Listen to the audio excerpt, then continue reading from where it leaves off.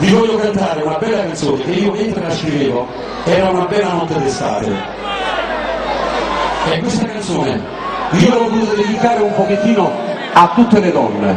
Chiaramente poi non sapevo come chiamarla, Loredana, Carmela, Lorella, Katia, Vanessa, è meglio che no, non la metto così, la chiamo così, non ve lo dico in catanese perché un amico mio catanese mi ha mandato un quadro che c'è scritto in catanese il titolo di questa canzone.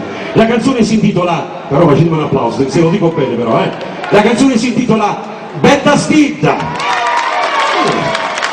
Bravo, complimenti, bravo. Tutto si è nascosto l'interno a tu nessuno